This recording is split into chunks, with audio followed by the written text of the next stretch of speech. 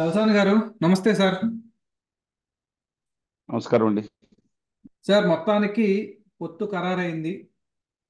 తెలుగుదేశం, జనసేన, భారతీయ Janata party 2014 ఎన్నికలకి ఎలాగైతే ముగ్గురు కలిసి పోటీ చేశారో అలా పోటీ చేస్తున్నారు. కానీ అప్పటి పొత్తుకి ఇప్పటి పొత్తుకి చాలా తేడా ఉంది.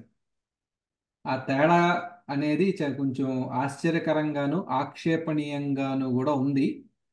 చాలా మందికి మింగుడు పడట్లేదు. ఆ, ఎలా చూస్తారు సార్ మీరు? అప్పుడు జనసేన పార్టీ పొత్తులో ఉన్నా సరే ఎన్నికల్లో పోటీ చేయలేదు. పార్టీ ప్రకటించినా సరే అన్ని రిజిస్టర్ కాని కారణంగా పోటీలో లేకపోవడం జరిగింది. ఎందుకంటే అప్పటికే కూడా గుర్తు కానీ మిగతా కానీ ఏమి లేకపోవటం వల్ల జరిగింది. ఇవాళ మార్పు ఏంటంటే డిఫరెంట్ మార్పు. కలిసి పోటీ చేస్తున్నారు. కానీ ఆ రోజు మోడీ గారి మేనియా బీభత్సంగా ఉందని, భారతీయ జనతా పార్టీకి ఓట్లు కూడా ఎక్కువ ఉన్నాయనే ఉద్దేశంతో వాళ్ళు కొన్ని సీట్లు ఇవ్వడం జరిగింది.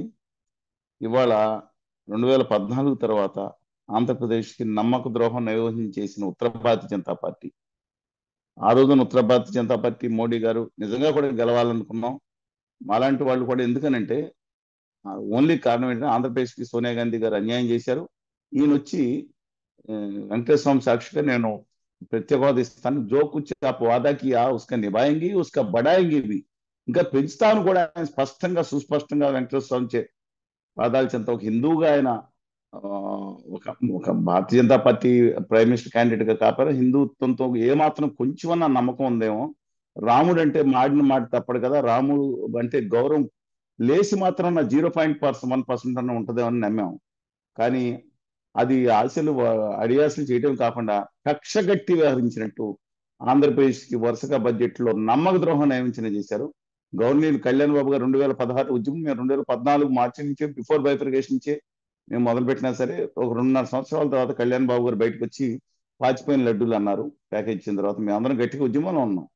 ఎవరు వచ్చినా ఎవరు రాపోయినా మేము మాత్రం ఉద్యమం ఆపలేదు.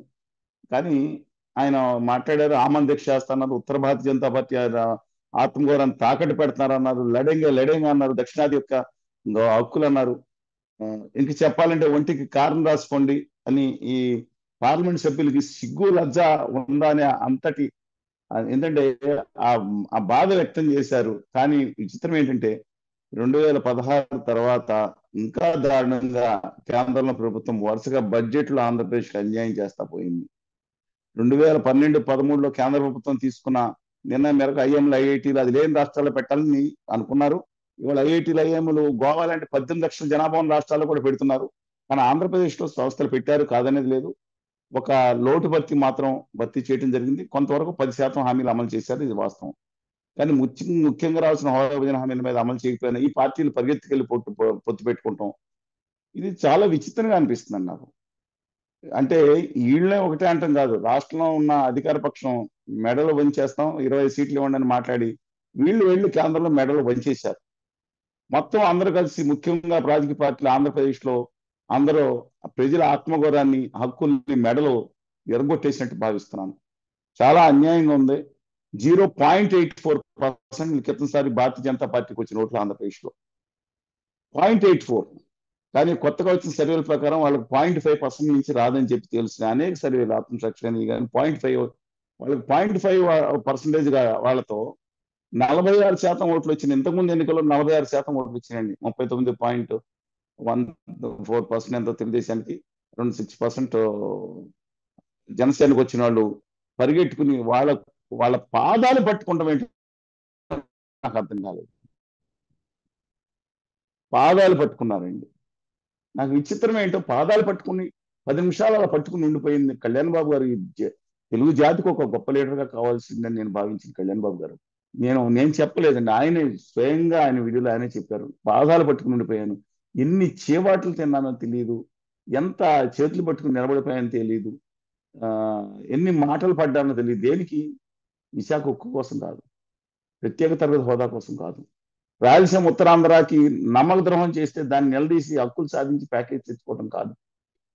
ఇండస్ట్రియల్ కారిడార్ విశాఖపట్నం నుండి చెన్నై కానీ, చెన్నై నుండి వయ్యా కృష్ణపట్నం అనంతపురం జిల్లాలకు వెళ్ళే బెంగళూరు ఇండస్ట్రియల్ కారిడార్ తెచ్చుకుంటే పిల్లలు బాగుపడతారు, ఒక తరం దెబ్బతింది, ఒక తరానికన్నా బాగు చేద్దాం అని చెప్పి కాదు. కేవలం తెలుగుదేశం పార్టీలో 90% మంది అసహించుకుంటున్నారు ఉత్తర భారతీయ జనతా పార్టీ అంటే. ఉత్తర భారతీయ జనతా పార్టీ గిట్టలేదు. వాళ్ళిద్దరికి పొత్తు పెట్టడానికి వీరు ప్రయత్నించారు. ప్రజలు హర్షిస్తారు లేదని ఒకటే అర్థమైపోయిందండి ప్రజలకి. ఏంటంటే ఆ, వైకాపా వాళ్ళు ఏమంటున్నారు, మరోసారి ఈ అపవిత్ర పొత్తొద్దు, మన రాష్ట్రంలోకి ఏం అవసరం లేదు. ఈ చంద్రబాబు నాయుడు గారిని, పవన్ కళ్యాణ్ గారిని అధికారంలోకి మళ్ళీ ఒకసారి మళ్ళీ వస్తే ప్రమాదకరం, ఇంకేం అక్కర్లేదు అంట రాష్ట్రం. ఇంకోటి మాట్లాడిన వాళ్ళు దుర్మార్గులు అంట, దుష్టులు అంట. ఎంత చెత్తబాయి తయారైంది ఏంటి నాకు అర్థం కాదు. ఇంకా రాష్ట్రం సమస్య లేవా? ఓన్లీ వీళ్ళిద్దరిని అధికారం రాకపోవటమే వాళ్ళ ముఖ్య ఉద్దేశంలో కనపడుతుంది వాళ్ళ పార్టీకి. ఈ పార్టీలకు ఏమవుతుంది, మనకి జగన్ గారి ప్రమాదకారి, దేశం ఇంకేం ప్రమాదకారి కాదు. జగన్ గారు రాకుండా ఉంటే చాలు, ప్రత్యేక హోదా వచ్చినంత చెత్తగా కొంతమంది బ్యాచ్, అది నాయకులు కాదు కానీ చెత్త బ్యాచ్, ఈ రాష్ట్రం పట్ల ప్రేమ లేని బ్యాచ్ మాట్లాడుతూ ఉన్నారు.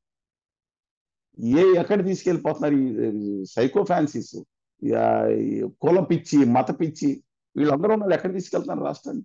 అందువల్ల ఈ పొత్తు మాత్రం ప్రత్యక్ష అపవిత్ర పొత్తు, పరోక్ష అపవిత్ర పొత్తు వైఎస్ఆర్ కాంగ్రెస్ పార్టీ చేస్తుంది. ఈ రాష్ట్ర యొక్క, ఈ దేశ చరిత్రలో ఇవాళ వరకు ఏ రాష్ట్రంలో ఇలాంటి దౌర్భాగ్య పరిస్థితి సంభవించలేదు. కనీసం నిలబడి గుజరాత్ లో పోరాడుతున్నారండి, పదుల సంఖ్యలో శాసనసభ్యులు నిలబడి పోరాడుతున్నారండి. ఈవెన్ అండమాన్ లో పోరాడుతున్నారు. సిక్కిం లో పవన్ కుమార్ శాంగ్లో ఒక్కడే ఉన్నారు, అందరినీ ఎత్తుకుపోయారు. 14 మంది పార్టీ పర్సన్ శాసనసభ్యులు ఎన్నికైతే ఆయనకి అందరినీ బీజేపీ అండ్ కంపెనీ ఎత్తుకుపోయింది. ఆయన ఒక్కడే నిలబడి పోరాడుతున్నాడు. త్రిపుర అనే చిన్న రాష్ట్రంలో ఆ అగర్తలలో ఉద్యమాలు జరుగుతున్నాయి, ముఖ్యమైన పార్టీలు నిలబడి పోరాడుతున్నారు. మన రాష్ట్రానికి ఏంటండి చాలా అన్ఫార్చునేట్ అండి కార్తిక్ గారు, వెరీ అన్ఫార్చునేట్.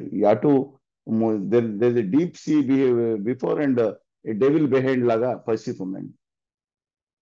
చూద్దాం సార్ మరి. ఆ, నిజంగా చాలా అన్ఫార్చునేట్. అంటే ఇది బహుశా వీళ్ళు నిన్న నాగేశ్వర గారు ఎవరన్నట్టు ఈ రౌడీ మామూలు లాగా అనిపిస్తుందండి.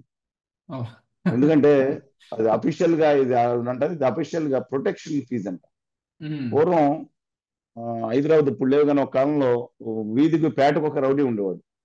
అక్కడ జాగ్రత్తగా దేనికి అంటే ప్రతి ఇంటికి వెళ్ళి ప్రొటెక్షన్ ఫీజు. ఇవాళ కేంద్ర సంస్థలు రాకుండా ప్రొటెక్షన్ ఫీజుగా అనిపిస్తున్నారు. చాలా బాధాకరం అండి. ఇది ఉత్తర భారతీయ జనతా పార్టీ అనేది, నేను ఎందుకంటే ఆ రోజున శ్యామప్రసాద్ ముఖర్జీ గారికి ఆయన చేసిన త్యాగాలు సాల్యూట్ చేస్తాం. వాజ్పేయి గారి విజ్ఞతకి నమస్కారం పెట్టే గొప్ప వ్యక్తిత్వం వాజ్పేయి గారి. అది భారతీయ జనతా పార్టీ. ఇది వ్యాపారుల పార్టీ అయిపోయింది. ఇది అన్ఫార్చునేట్. తెలుగు జాతి ఆత్మగౌరవాన్ని, అందరి హక్కుల్ని తీసుకెళ్లి ఢిల్లీ నడి బజార్లో తాకట్టు పెడతాన్న పరిస్థితి వాళ్ళు చూస్తా ఉంటే, ప్రతిపక్ష పార్టీలు ముఖ్యమైన వాళ్ళు, అధికార పార్టీ, నేను ఒకరిని అనట్లేదు, ఏం చేయాలని అయోమయంలో కూర్చుని కొత్త ఆడుతున్నాడు అండి ఆంధ్రుడు.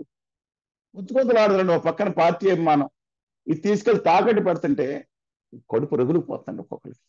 ఏం చేయలేని నిస్సహాయంతో స్వతంత్ర వ్యక్తిత్వం ఉన్నారని ట్రోలింగ్ చేయడం పట్టుకున్నారు వీళ్ళు. ఆన్లైన్ అనలేరు, హక్కుల కోసం మాట మార్చుకుని ఉన్న వాళ్ళు వీళ్ళకి ఈజీ టార్గెట్స్ కనపడుతున్నారు. ఈ వారసత్వ కుల మత పిచ్చ సైకో ఉన్న బ్యాచ్. అన్ఫార్చునేట్. ధన్యవాదాలు సార్, చాలా సంతోషం.